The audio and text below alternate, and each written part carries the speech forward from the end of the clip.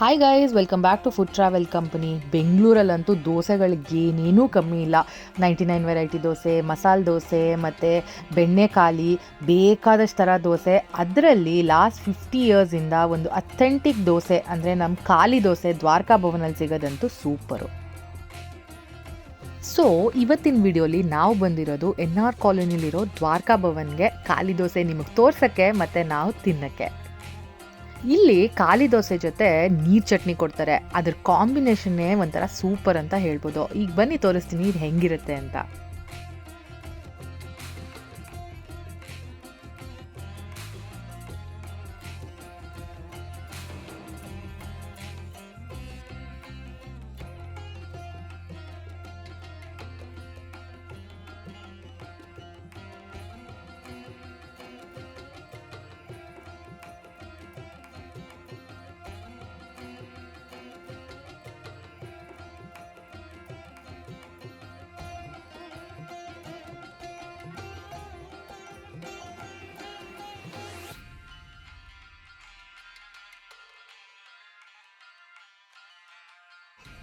ಈ ದ್ವಾರಕಾ ಭವನ್ ಖಾಲಿ ದೋಸೆ ಮಾತ್ರ ಹೈ ಕ್ಲಾಸ್. ಬಾಯಲ್ಲಿ ಇಟ್ಕೊಂತ ಇದ್ದಂಗೆ ಒಳ್ಳೆ ಅದ್ರ ಬೆಣ್ಣೆ ತರ ಕಟ್ಟತ್ತೆ. ಆ ನೀರ್ ಚಟ್ನಿ, ಆ ಟೇಸ್ಟ್, ಆ ಸಖತ್ ಬಾಯೆಲ್ಲ ಇವಾಗ ನಮಗೆ ರಿಫ್ರೆಶ್ ಅಂತಾನೆ ಹೇಳ್ಬೋದು.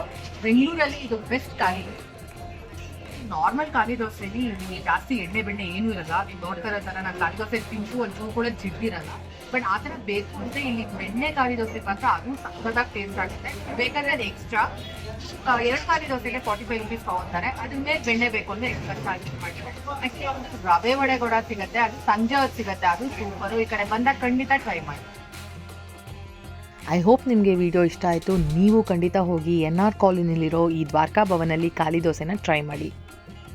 Thanks for watching this video. Have an amazing day.